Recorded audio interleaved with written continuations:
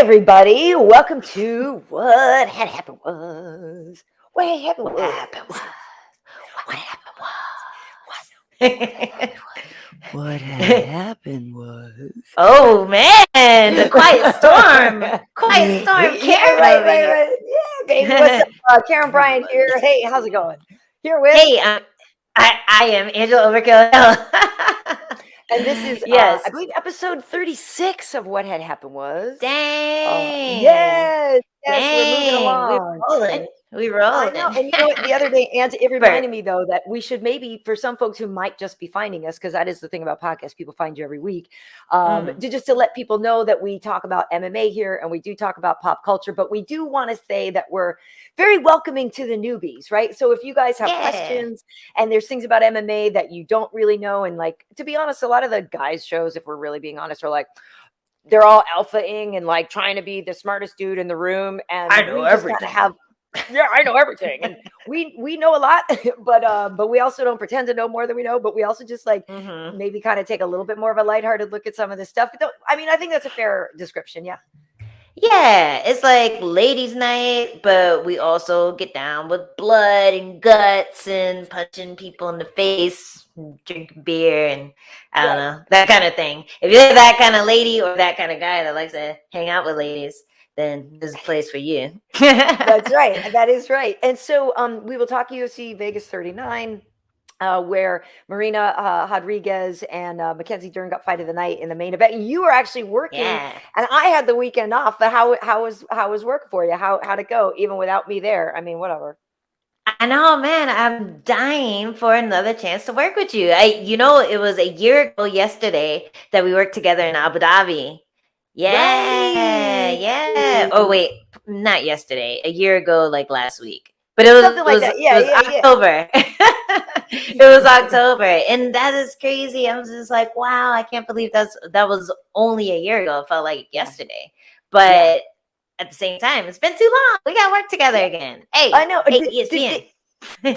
Did they give you another one before the end of the year, though? Like, do you have another assignment? I actually have a very interesting assignment. I'm going to be working the desk the day that my girl Jessica Penney fights. Oh, did she announce it yet? No, that was been. I think I saw that one was announced. I think it's been announced. I don't know. Maybe not announced. But when is that one? Maybe November 20th. Okay, I'm not sure. Let me look.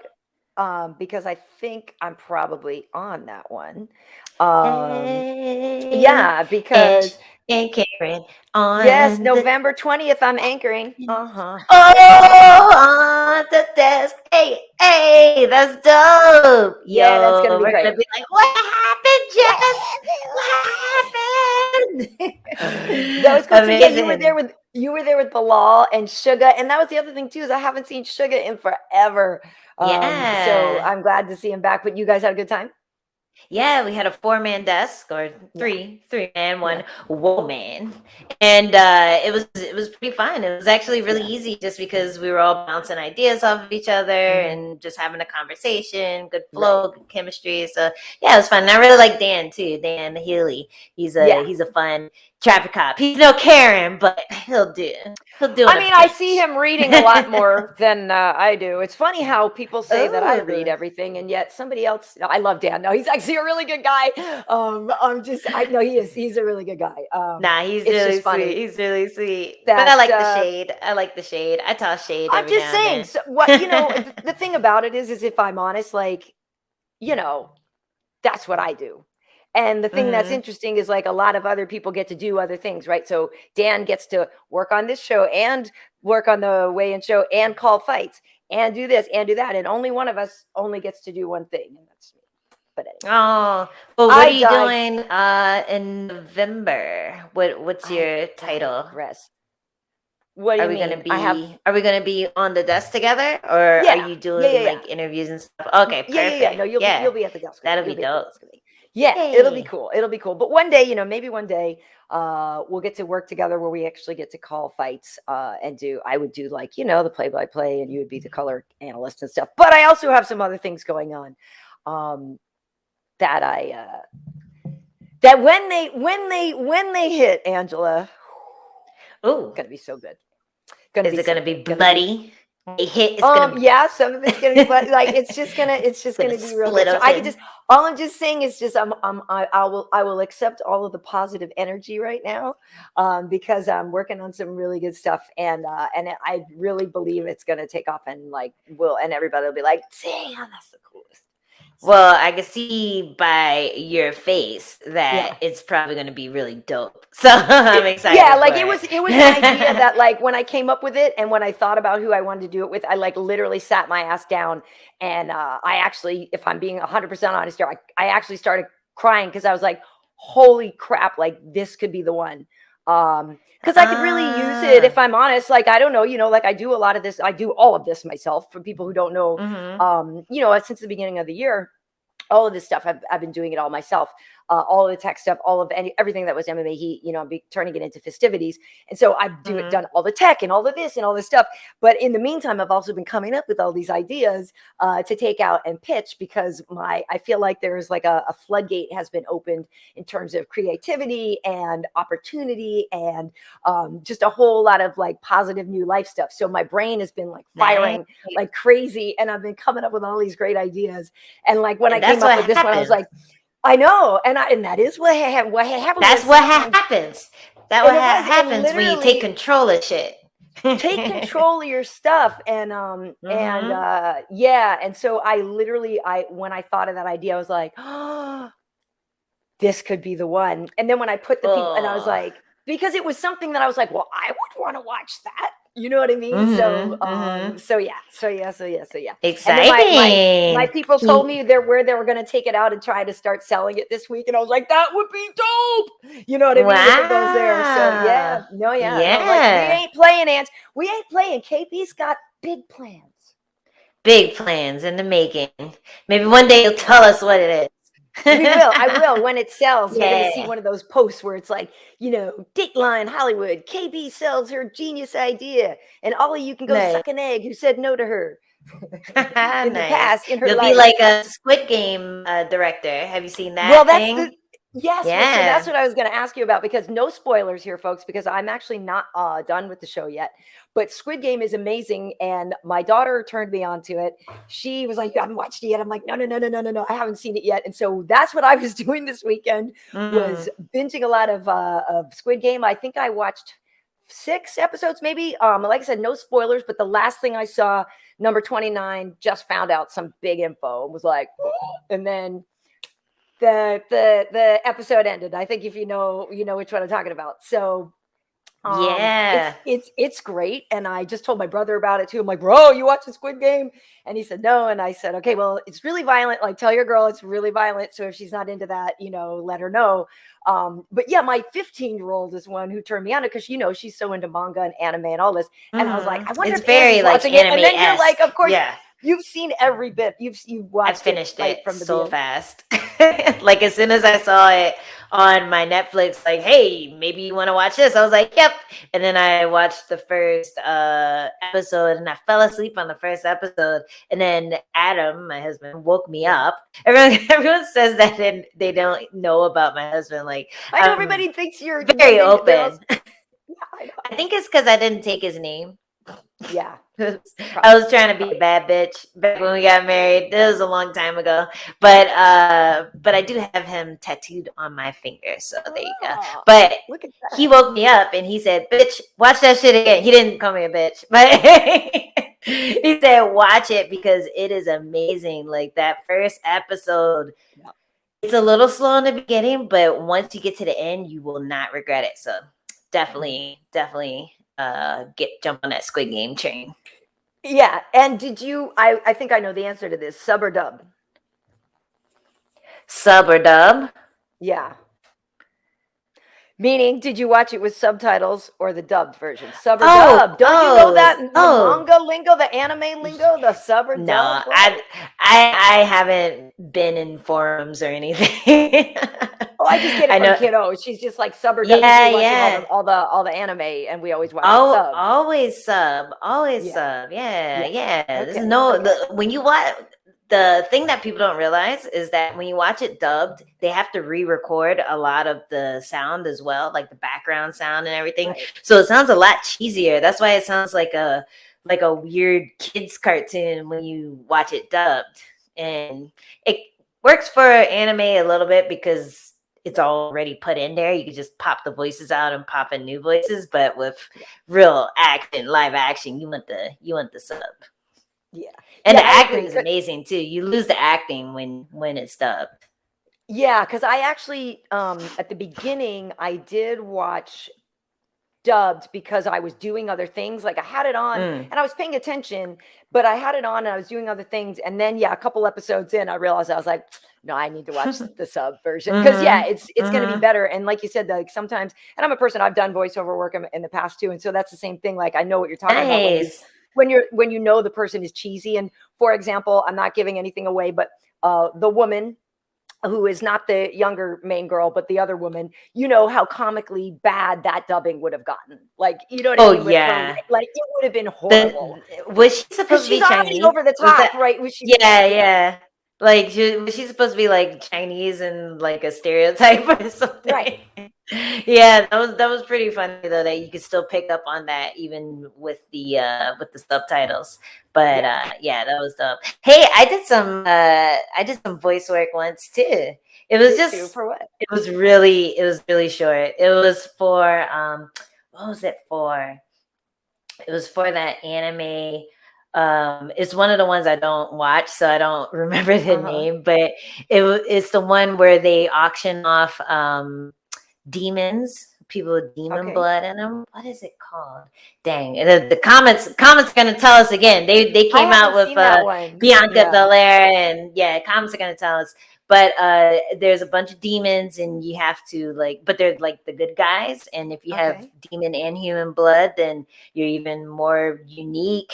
And there was like an auction for it, so I had to be one of the people bidding on it in the background. It was really stupid. And then there's another episode where I had to be one of the people walking by, and I'm talking about my groceries. That's funny though. That's cool. So I was very proud of that, even though I can't remember. Yeah, I saw Adesanya. No, it's so cool. Adesanya. I saw him post something that he was doing voiceovers for an anime. Oh yeah, he did. I did first though. He probably has like a main character though. Yeah, I was like, it's gonna be like, why doesn't he have his own anime already anyway? Like, how is there not a style vendor anime? That would be so cool. It needs to be the what is it, third season or fourth? Whatever the next season of Airbender, it needs to be the next one. Next season of Avatar. That would be amazing. That would be real cool. We need a black Avatar, man. Make it happen. That would be cool. That would be really cool. And by the way, my daughter, she is going to draw for us our own anime version of us, like our logo and that's the thing. We could do a cartoon version of the What Had Happened Was show one day, which I think would actually be really cool because she I told you she started to work on the logo for us, and it's really good. The thing that she just whipped up in a few minutes, and then she just has been busy and hasn't been able to go back to it. But I reminded her yesterday. I was like, I need that logo, kid. I need it. Yeah. And so she's gonna look like Speed Racer with you talking like that. All right. Hey, so listen, so you were working, you had the best seats in the house for we're actually up in the green room if people want to know, but maybe sometimes you get to sit next to the octagon, but you were there. It was like the ladies swept all the bonuses. I didn't after the facts, but it's the first time in UFC history, the ladies got all the bonuses. So I want to know what you want to start talking about first. Like what impressed you the most? Was it the main event? Was it other ones? Because you were there in the building. I have to say the main event because first of all, Rodriguez was coming in as an underdog. People had a lot of questions about if it hit the ground, would she get finished? And I was one of them. I thought that if she couldn't defend the takedowns, like every single one, then it was over. And Mackenzie got to really good positions, especially in that second round. She was on top of her the whole time. And when they hit the ground, and I looked at the clock, and it was like 4 minutes and 30 seconds. I'm like, it's done. it's done. I bet the betting line just went crazy for like for a second round finish, Probably. during that time. But she survived. She did so good surviving. She kept moving when she would get stuck, when they were threatening to stop it. She would just like defend just enough to keep herself in the fight. And then as soon as they went to the corner, it was like, oh man, Mackenzie's gonna be tired. She's definitely gonna be tired after all that. Because you could tell by the way she wasn't really locking things up when she was on top of Rodriguez, that you could tell that she was just really hard to hold down. Like she's just really strong, and like everything is just ready to get her off of her, like just buck and explode. So like Rodriguez just has that frame where she just looks big, she's long and she's bony, and like everything just looks very strong on her, like so yeah, it was really interesting to watch. I was impressed with her survival instincts down there against a really good grappler who's pretty much finished anyone that she's gotten there that wasn't a grappler themselves.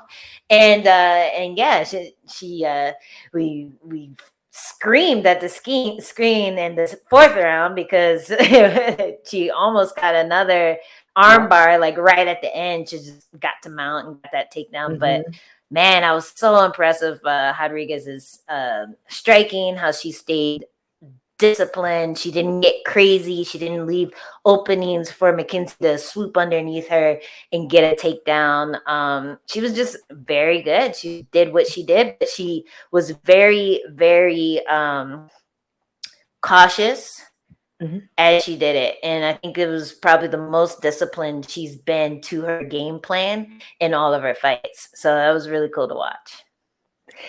And I agree with you. It's about the way she's built, because I've noticed this with the guys too. Obviously guys don't have, hourglass shapes as much, like girls do, but you notice the guys that are like just square up and down Some in the middle. They're don't. like, fine, some of them don't. But a lot of the time those guys, do the best. The ones that are built like tanks. And like you said, how Marina is, she's like so straight up and down square, and like like just all strong and muscle. There's nothing extra on her. She's like a turd at your build, and there's something about, I just feel like, I don't know if there's something about that build makes you like better for taking body shots or something. I don't know, but I just noticed that like when I see girls built like that, I'm like, yeah, that's going to be tough, because they can just take it. I don't know why, they could just seem to be able to take it more. That is a tough woman.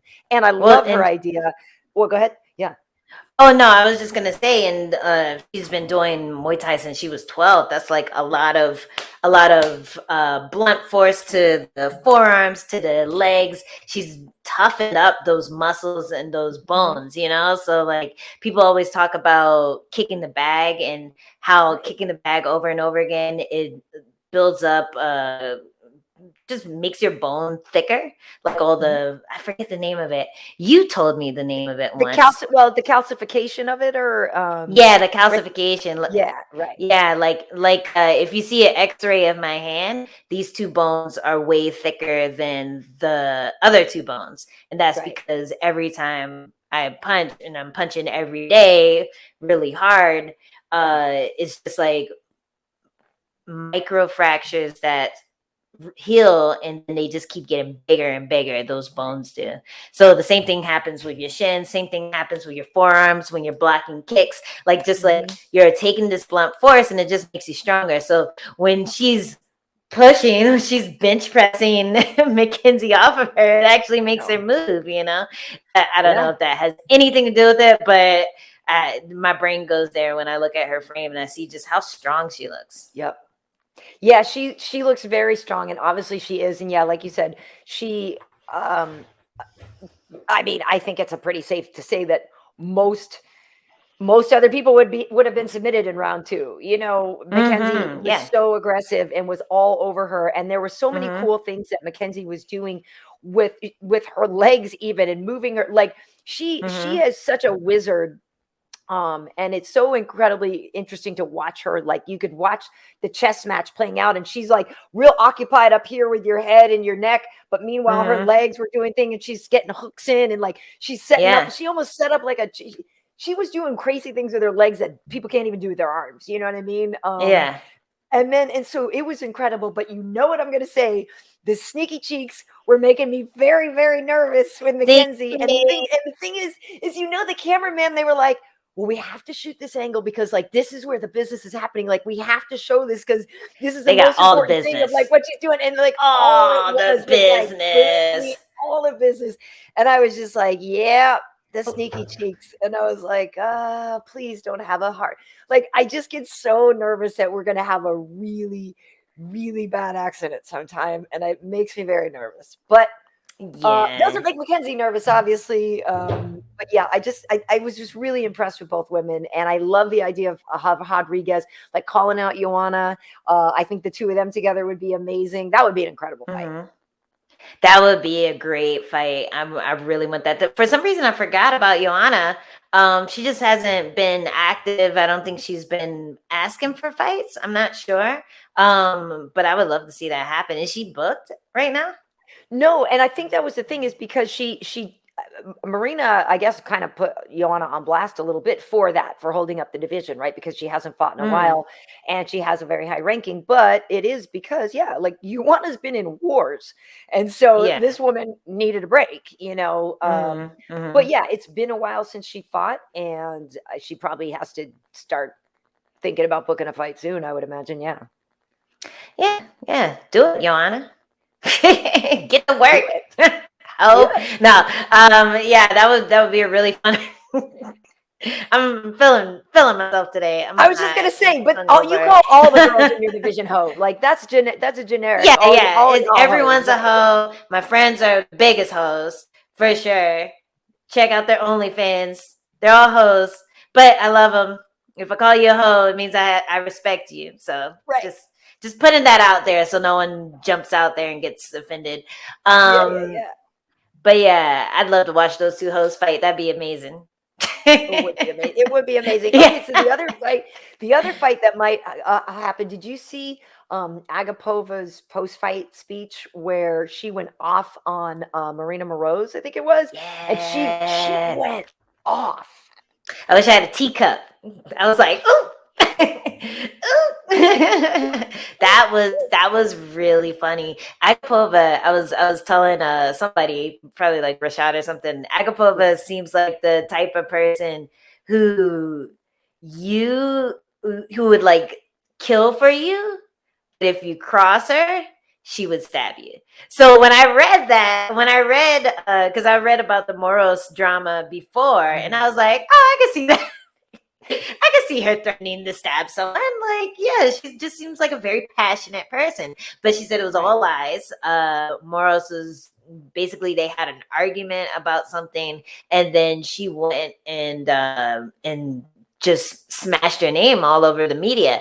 And that is kind of a thing that I wouldn't do, dare I say. Like, there are a lot of people who have crossed me or done something that I didn't like in the gym or outside of the gym, and it always feels like our business, like family business. Like, you don't go on a talk show and talk about all the family drama that you have. Like, you kind of keep that at home. You deal with it amongst yourselves. You don't have to ruin someone's career, put them on blast. But she said she lost sponsors because of it. It just really affected her life. So I understand if Moros was telling the truth and she actually was scared for her life and thought like Agapova was gonna go stab people that she knows. Like, yeah, obviously, yeah, that's kind of bad.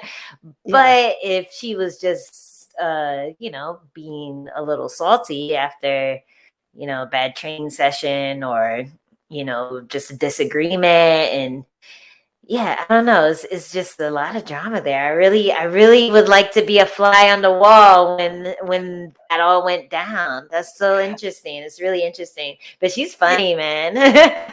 She's funny because she is really funny, and I can't do the accent, but that's I think what added to the like, oh snap part of it for me, because she has voice like, and she tried ruin my voice, my name in media. I will kill. I want to smash. And I was like, oh, Nike, like just that But her actual way face too, though. Her right. face while she's saying it, she's like, she ruined my name, like with a smile on it. Like, this girl's a fucking psychopath. She's insane. She is So it's like insane. she goes, and I'm watching that thing, and I was just like, just note to self, never piss off Agapova, or She you know what I crazy. mean? Like, yeah, just She stay on her crazy. good Don't piss her side. off. Stay on her She good will. side. She will kill for you if you're on her good side. So stay on her good side because you might need that one Right. day. You You might need might need that one a day. You hitman, might need that hit one day. So woman. she picked up a bonus for her rear naked choke over Sabina Mazo, and then Loopy Godinez picked up the other bonus for her armbar over Juarez. So yeah, like I said, the first time all the ladies got all the bonuses. So you must have been impressed with Loopy as well, right? Super impressed. Yeah. Even when I watched tape on her before Jess was about to fight her, I was like, ooh, this girl's tough, you know? So I knew she was gonna impress, especially after having such a close loss. I knew she was just gonna come out and just be like, fuck it, you know, because like with Jess, she was a little cautious about going into ground, which was probably smart because Jess was getting the better of those grappling exchanges. But with this fight, she was just like, you know what, I'm gonna do what I do best. I'm just gonna go in there, wrestle, hit her hard, wrestle her, take her down, and submit her. And she did that. And it was just a perfect fight. It was like a flawless victory. She didn't get hit. I think she got hit once, like literally once. And then she took her down and she was like, okay, enough of you. And it was really impressive, especially because the girl she fought, it was short notice, but she has a winning record. She has wins over Vanessa Mello, I think, who's in the UFC. And so she made her look like she didn't belong in there, even though she does. You know what I mean? Like she just ran through it. So it's unfortunate for Juarez, right? It's unfortunate for her, but I think she'll have a similar career arc where she's gonna come back again and just have something to prove. But yeah, it was an amazing performance by Loopy. Cool, very nice. All right, well, I am curious, Angie, as we wrap up the UFC 39, who overkilled it and who is in K Beast mode? I don't know. Roll the dice. Who goes first? K Beast mode or overkilling it? What are we doing here? I'll go first. And I'm gonna say that Rude Boy was in K Beast mode. Randy Brown, because overkilled it. Yeah, okay, so maybe he's both this time, because I thought Rude Boy was in K Beast mode. Because first and foremost, I thought it was really interesting that they set it up. And they're like, hey, this is the first time Randy's dad is going to get to watch, and he's incarcerated. But this was going to be the first time that he got to watch. And I was sort of like, well, that's just kind of an interesting nugget to like sort of throw out to set the table with, you know what I mean? Yeah. And it makes you feel a lot of ways. It makes you feel a lot of ways, right? And so I felt really bad. And then, but you feel bad, like, wow, his dad's in jail. Like, that sucks. And I don't know the whole story of why, but blah, blah, blah. But that's also great that he gets to see his son. And then you're like, I used to love that show, Oz. Like, I love watching prison things and stuff like that. So I'm picturing, my head goes straight to Oz. And then like picturing everybody there, like Schillinger and everybody watching Rude Boy. It's just weird. My brain went weird. But I just thought it was that's really not cool. weird. Like, I just was thinking, like, what a cool thing for him to have a positive moment in such a crappy situation. You know what I mean? So yeah. I really liked the idea of his dad being able to see him fight. And then I was like, okay, but right away, then you saw that there was something wrong with his foot, and he kept doing. I was like, what happened to his foot? You know what I mean? It was so strange. But that kick to the face, I was like, oh, what a kick! But then, then he kept doing all these weird things with his foot, and I didn't know what happened. And then, like they said, they thought it was caught in the fence, but it wasn't that. He said it was from the kick. But anyway, I just thought it was a really intense fight, and to go through and keep fighting with your toes jacked up and dislocated, and knowing on your mind that you really want to impress and do this for your dad. And that's a lot of weight to carry for all those years. And just, there was just a lot to it. And I was really psyched for him to get that win. Same. And, he was fighting a dangerous striker, but he never got close to hurting him, except for the leg kicks. The leg kicks looked like they were messing him up, but I feel like maybe it wouldn't have been as much of an issue if he had that toe working. Yeah. Because every time he would get kicked in the leg, he'd have to put pressure onto his back foot. So he'd get kicked in the front leg, he put pressure on his back foot, and then he jumps off of it immediately because he's like, oh yeah, my toe is gonna break off. And it was just, you could see the awkwardness of how he was eating the kicks. Like he almost just had to take them. Or just bounce around as they connected, because he couldn't really be as mobile as he wanted to, or just like pivot as much as he wanted to. And he really realized that after he landed the push kick and then he threw like 2 big punches. He went like, whoa. And after seeing his toe, I'm like, dude, he must have been gripping that canvas. Like I thought it was from pivoting. I thought he like latched onto the canvas with the grips on the bottom of his foot like a tree toad or something, or a tree frog, and the toe just popped out of the socket. So I was like, ooh, he's not gonna do that again, because that toe is out there. It was like over here. It was like that. It was like all the way over, though. I can't do it because my thumb isn't broken, but it was laying on the side. It was really, yeah. So I'm gonna say he overkilled it by overcoming that toe break. Yes. There you go, rude boy. And it really is. Oh, I'm sorry. I was just gonna say it really is Gooden's fault for having such a solid chin too, because he was supposed to get knocked out after that. You know, he was lesser men would have been knocked out. Yeah, exactly. Good. We blame you, Jared. You're right. You're right, because rude boy shouldn't have had to fight that long.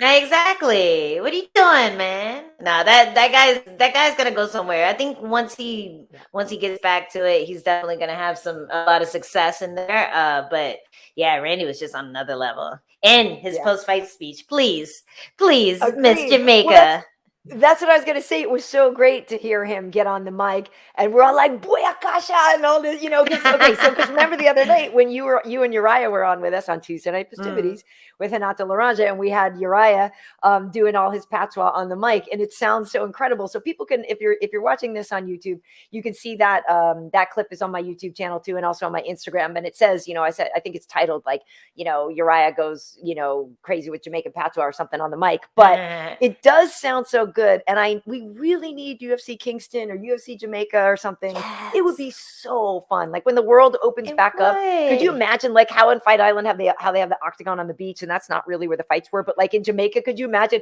putting the octagon like outside on the beach and like, oh man, it'd be so cool. It'd be so great. I would love that so much. I would be there. I don't care if I'm working or not, if I'm fighting or not. I'd be there hanging out in the cage beach. Everybody enjoying would. Myself.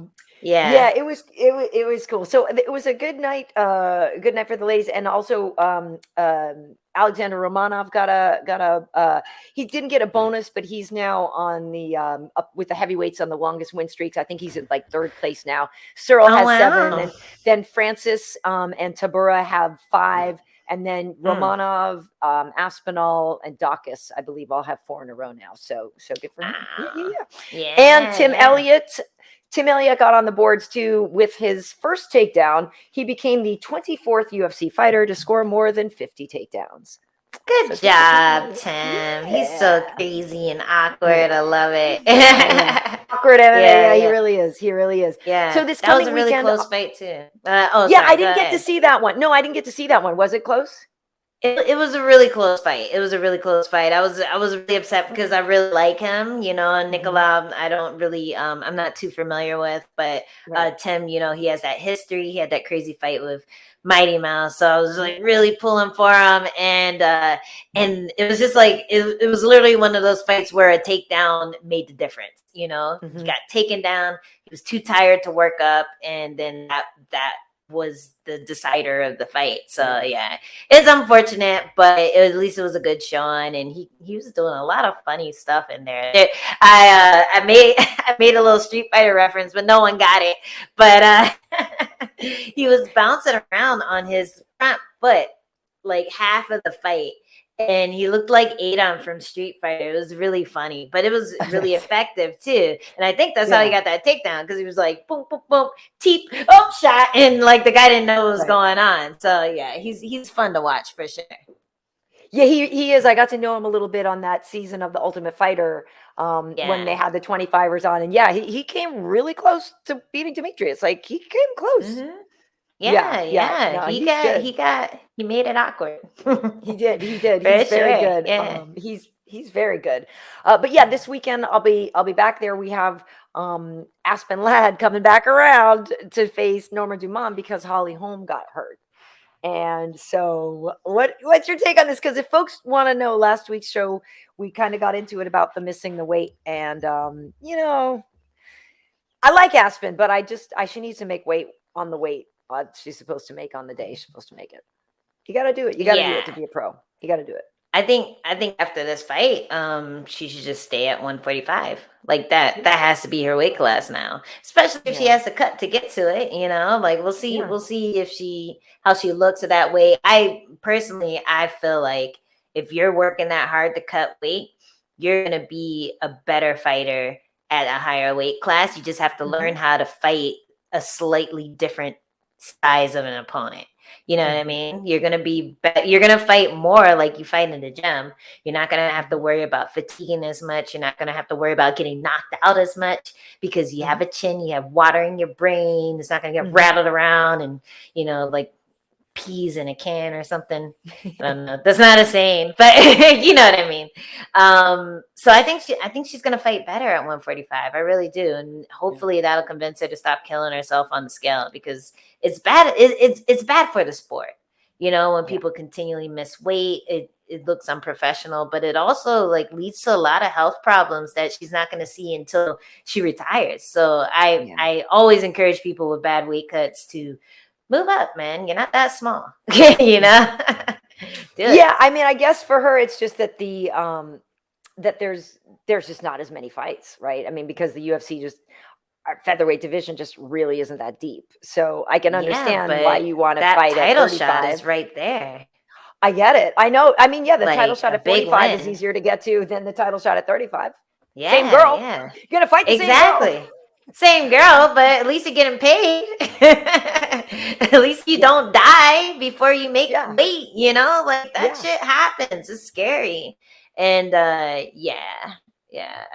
all her shenanigans were caught on tape, and you could tell that it was just not gonna happen that day. So it's a bummer. Well, hopefully we get a good fight from her and Norma at 45. And we see where it goes from there. But yeah, I agree with you. It is so dangerous. And, a lot of the girls are going to decide later in life that maybe they want to be moms or maybe whatever. And a lot of problems could happen to their bodies. And your uterus is going to be dry. I'd hate for somebody to miss out on some uterus. It's going to be shriveled up. So this is also a scientifically accurate show, if folks hadn't noticed. It is. Look it up. Google it. That's what happens. Dehydration leads to dry uterus. Yeah, what happened was she dried out her uterus. Her ovaries turned into dust. Jeez. Okay.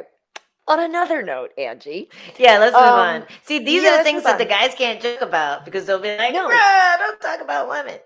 Well, since we're talking about women's uteruses and bodies, let's move over and talk about men now. I did not get to see the Tyson Fury Wilder fight, but I am very amused by all the memes and stuff now of Tyson Fury saying like, well, sorry, ladies, but this is the peak of male athletic performance or something. And it's a picture of him by the pool in Vegas or whatever, in this like really ill-fitting pair of orange, like probably Versace bathing suits with like the style is wrong and the thing, it's all wrong. It's all wrong.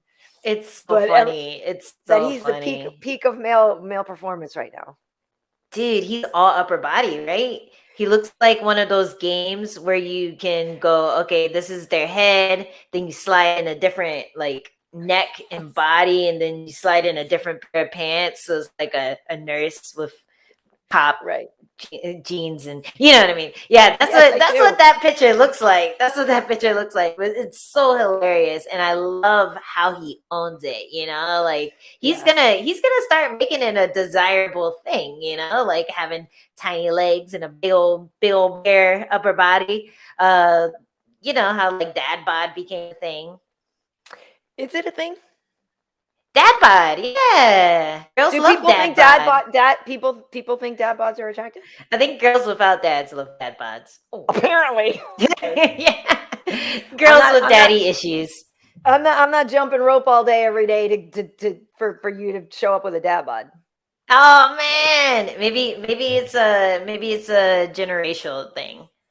Maybe you don't need a daddy. My dad was amazing. My dad was amazing. We were very close. Unfortunately, he's no longer with us, which totally sucks. Oh, but yeah, I don't. I think. I love how perturbed you are by the idea. I'm just saying, like it's a load. It's wolf tickets. Like nobody's trying to pick up a dude. Nobody wants dad bod. It's like we accept it, and you're like, well, I guess that's it. Like nobody's out there going, damn. When I'm out with my girls, Angie, we're not like, you know what? Tonight I'm gonna look for the daddest bod here. Like, yo, no. I feel like Nobody's someone does doing that though. Someone has to do that. Someone has to do that.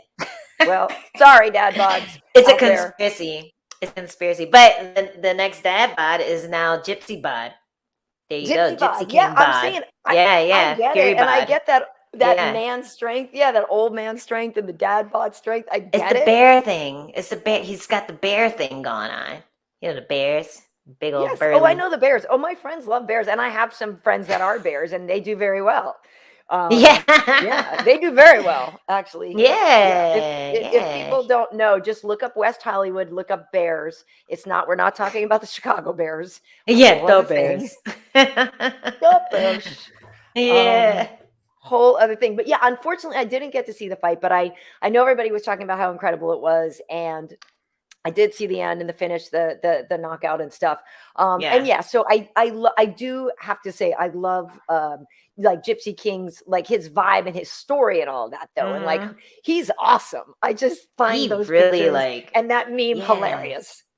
Yeah, he really grew on a lot of people, including myself. Like after like I need to check out the fight too because I was too tired after the show. But I saw like all the highlights, the knockdowns, and the earlier round stuff. And dude, it was a crazy fight. Like this whole trilogy is gonna be the next Rocky movie. Yeah, you know, like they're gonna make it crazy. They're gonna hype up his personality as if they need to. Like it's already crazy enough, but yeah, I was just thinking about it after like seeing all the memes and stuff and seeing all the highlights. I'm like, man, this is gonna make an awesome movie. Like one day, this is gonna be great, and people are gonna be like, that's not real. They're exaggerating. Like the way he gets knocked out, cracks me up. Like he literally just goes, okay, I'm good. He just sits there and lets himself come back, but it looks like he's dead for like a good 2 seconds, and then he comes back. So it really is. He's such a fun fighter to watch. He kind of reinvigorated boxing just by being such an interesting character and by actually fighting. You know, knocking people out. You know, it's really exciting to watch. So. He is very exciting, and I mean the trilogy too. Sorry, go ahead. The both of them, both of them reinvigorated it because it's such a compelling matchup to keep making. So yeah, that's all I have to say. Well, no, and I was going to say that, to be honest, too, part of the reinvigoration of boxing is because he is a white guy. Because boxing has been, you know, we always talk about the Great White Hope. And that is, it's just a fact that having a white heavyweight champion is going to bring more eyeballs to the sport. It's just a fact. And the great thing is that he's cool, you know? And so he's somebody that everybody can get behind. Yeah, exactly. That's what I'm saying. Everybody can get behind him. But that is a historic thing in the boxing world that, you know, when they have a white champion, it's always better for the industry. Yeah. Yeah, and fighting everywhere. It's always been a thing. Like whether it's like thing about country, race. Right. Yeah, it's always been part of it. Whether people like to admit it or not, YouTube comments are gonna go crazy. I know. Well, it's a fact. I didn't take a side here nor there. It's just a fact. It's just that it's the truth. I worked for Showtime Championship Boxing for 3.5 years. I've spent a lot of time around your Bob Arams and your Don Kings and stuff like that. And guarantee you, if there were two equally talented boxers and one was white and one was black, they're going to take the white one because they can just do a lot more with them. It's just a fact. So it's unfortunate for all the homies out there, but when you have an amazing fight like that, like you said with the trilogy, then two people have an opportunity to like create this amazing legacy and make total bank. So it's great for that. It's great, and it's great for the other fighters on the undercard too. Even though in boxing nobody shows up for the undercard because that is the thing, having gone from boxing into MMA. I remember like when you first get there, you're like, oh yeah, MMA cards, like you'll find on 11, if it's an 11 fight card, there's 9 dope ass fights at least. Right. But in a boxing, a lot of time it's just the main and the co-main that you're interested in. And then there's like cans and scrubs on the undercard. So a lot of time in boxing, if you'll notice that people don't show up as early as they would for an MMA event at a boxing event, because a lot of time they just don't make it as compelling matchups. Whereas in MMA, I feel like there are just so many more talented, not that there's more talented people, I don't know, they just seem to make the matchups that people want. And I feel like the fight cards, when you go to an MMA card, you should go early. Like when people have asked me if they've never come, and this is good, like we said, this is a show for people who are maybe new to MMA. If you've never gone to a UFC show, Bellator show, any show, whatever, I'm not saying be there when doors open, but like definitely be there for the prelims, for some prelims, because you see amazing things. And we always know that our featured prelim and our UFC cards, that's the one that could always end up being on the main card too. Like that's the featured prelim is a dope ass fight, because that one is the one that's supposed to be like, hey, we're here, we're on TV. Because sometimes that's the last one before the pay-per-view. That's the bait to get everybody to go watch the rest of them. So like the feature prelim is always dope. Usually the last 2 prelims are great. Like people should always show up, I say, to watch the prelims in an MMA event, because you see some great stuff there. Yeah, and a lot of times the featured prelim will get seen more than the main event because, like you said, it was on TV, especially when it was on Fox. Like people would just watch Fox because on their TV, like that's the channel that they have. They don't have to pay for anything, and you'll watch it on Fox, and then that's it. They'd be like, "All right, that was the main event. I'm gonna go do something else now." So, like, if you're featured prelim, that was actually like a really great spot, and it still is because, a lot of times people check out after that. So, I always love when I'm featured prelim because you don't have to wait all day. Right. You don't have to wait all day to fight. Oh, sorry, my dog started barking. And you're still gonna get those eyes on you that you would get if you were one of the fights before the main event. So it's a really dope card to just go in early and watch everything, especially if you're new to MMA. Like go watch get some blood on you, Go sit in the splash zone and enjoy the sights. It's good stuff. So listen, every time I show my daughter a picture of you, she goes, "Angela's so shredded." And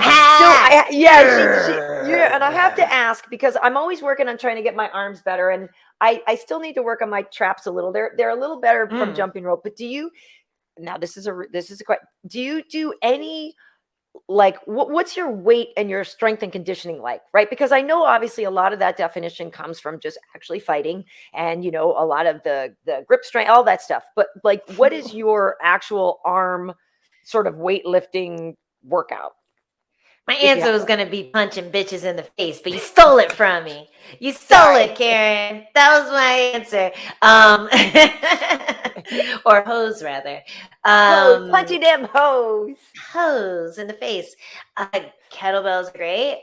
Pull-ups are great. I hate doing pull-ups so much. But I feel like when I started adding that into my strength and conditioning, I really started seeing different muscles pop up on my arm. So that could be something that you work in. Anything where you're raising shit like this sucks. You know, like I can raise a ton of weight this way. But if I go this way, I have to go down to like the 10s, the 10s, the 20s, you know, because for some reason that motion is really hard to do. But what part are you talking about? Like, what do you do for your triceps? What do you do for triceps? Because I'm okay. I have some. Which one's a tricep? Like but I don't have like the triceps. This one, that's that. Oh, that's punching. Yes. That's punching. The hard part, the one that the girls can't. The one, yeah, that's what I'm saying. This bit right here, that's hard to get. That's punching. Okay. Push-ups help, but you have to do like the good push-ups all the way up, all the way down on your knuckles, elbows in. Those ones will hit that right here. That'll hit that right here. My knuckles, Angela. I have delicate little girl hands. Get some mats. Get a yoga mat, Miss Princess. I have a yoga mat. Oh my God! When are you coming to the gym?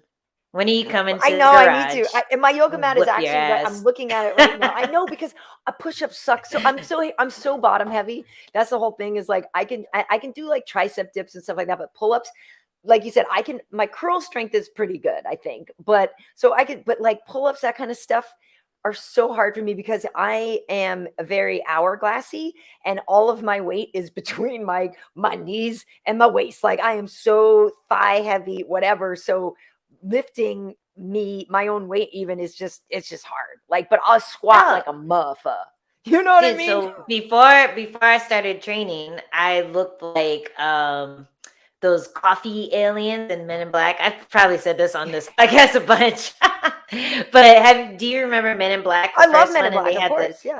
So the coffee aliens, you know how they had that like little stupid like belly. So I was bottom heavy too. I was like, I had a little belly and then I was all legs. Like that was all where all my meat was in my legs. And then my arms were little twigs, like super tiny twigs, no neck, tiny little boobs, but more than I have now. But I had nothing, you know, and as soon as you do your first full push-up, you're gonna start seeing that happen. But you have to do a full push-up, and it takes a while. It took me months to be able to do push-ups, like a regular like push-up, grasshopper push-up is what my coach called them, where your elbows don't flare out. Right. You go all the way up and all the way down on your knuckles, and you keep your shoulders right above your hands. That one took me months to be able to do off of my knees. But eventually you're able to do it, and you start on your knees in order to build up that strength. And then every day you'll do 1 off of your knees. Then you'll do 2 off of your knees. Yeah. Then the next day you'll do 3. And eventually you can crank out 10, no sweat. So that's what you have to do to get, oh, don't look at my ashy elbow. That's what you have to do to get that guy going. That and punching. Just punch because I have some, but like I said, I use my weighted ropes, and I do some of the, sometimes I am doing push-ups and stuff. I do them. I just don't like them. And also though, when you're doing yoga and you go down into your chaturanga or whatever, you get that. Yeah. I know, but that's when I feel that here because you are doing that thing. And so I can do those and all that. So that's when I feel like, all right, I'm working on the front of my arms when I'm doing that. But the triceps I just find are very difficult to get to. Get on it. Just do it. Nike, get your Nikes on. Lace them up tight. I don't know. I thought if dad bods are in, can't we just let it go? Can't we just? Hell no. Nothing. I do not want to let it go. I don't want to let it go. All you can do is be a MILF. Just keep being a MILF. That's all you can. That's all you're allowed to do. Trying to be you are. But don't stop. You got to keep going. You got to keep grinding. Don't get the dad bod. Do the push-ups. I jumped today. Do the push-ups, Karyn. Jumping rope is actually really good too. It is, and sometimes I do the ones, but like and the thing is now I'll do push-ups more. I'll actually do push-ups before I'll do burpees because burpees are the worst thing ever. But no, you're right. I need to get on it, and I decided today too. I might start doing. I don't really do weights with my legs, but because I'm one of those people that's afraid they're going to get gigantic. But I was like, maybe I need to do like some stuff with weights for my legs. I don't know. Or just more squats. No, you got to get gigantic so we can get the followers. Thanks in advance. I can only get so big. because I have to fight. I can only get so big, but you carry the torch for both of us. Get that thick. Okay. All right. I'm gonna get those 2 C's in your thickness. Oh my God. Do it. Yeah, okay. I'll work on that. All right. Come to the garage. We should get to the garage. We should start to wrap this up. But yes. Do you have any fight news yet? I mean, you got to be over in the building. I'm sure you probably bum rushed Mick while you were there and asked him. I did not see his ass. He was hiding from me. I don't know where he was. That sucks because I thought for sure you would try to bum rush him or Sean. For sure. I saw Sean. Sean, he was pretty funny. He's like, why didn't you hit up Mick? Yeah, so that was funny. I'm like, I bet you're relieved I no longer text you every day. Right, you're relieved. Right. That's not your job to get me fights anymore. I've been hitting him up. He knows that I'm ready at drop of a hat, moment's notice, and I'm just gonna keep training and staying ready. I have a couple teammates getting ready for a fight. Jessica Penne, I already mentioned. Jenna Bishop is gonna have her first MMA fight in LFA, so that's gonna be really exciting. She actually has competed against Mackenzie Dern in the BJJ circuit a bunch. I don't remember what her score is, but she competed against her a bunch. I think she beat her once or twice. Wow. So she's a very good grappler. Been training with like elite level people and tapping them out. Not gonna say she tapped me out, but she did. But yeah, over and over again. She's so good. So I'm really excited for both of those guys. Jess looks amazing right now. Yeah. She's like really strong. She's really feeling herself, confident after that last win. So exciting times. I can allow my friends to do amazing stuff and just help them and cheer them on and wait patiently for my own to happen. So we'll see. We'll see what happens and when. Well, that's a good teammate. That's a good teammate. And you end up and like you said before too, though, that the cool thing about not having a specific fight to train for sometimes means I just want to look at the clock. We got to wrap it up. It means you get to be more creative in your training though, right? And you get to do what you want to do sometimes. So that's pretty cool. Yeah. I've been grappling a lot, thinking about doing a couple tourneys, get my stripes, get some stripes on my belt. So yeah, it's been fun. And I'm excited to see what this news is one day. Your exciting news you teased us with earlier. I know. I cannot wait. It's going to be great. And I just don't want to jinx it, but I feel really good about it. Cause I just think it's when you see who it is and like what it is, you'll be like, I totally want to watch that.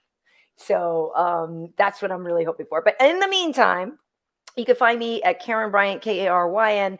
Bryant as in Kobe, no relation, but may he rest in peace. That's where you can find me on Twitter and also on YouTube. These are on YouTube, Spotify, Apple Podcasts, and iHeartRadio. Over on Instagram, I'm KB Heat, where you can find the episode with Angie and Uriah Hall of Tuesday Night Festivities. Last week, we had Rose Namajunas and Pat Barry. This week, we're going to have Dan Hooker on, so that's Tuesday nights. Angie, where can people... Yeah, I'm psyched to see Dan. Where can people find you? You can find me at Angie Overkill on Twitter and Instagram, and you can find me at Overkill Hill on TikTok. All right. Well, that is it, folks. Go watch Squid Game if you aren't already. I do it. And Midnight Mass. That was cool, too. Okay. Cool. Well, thanks for...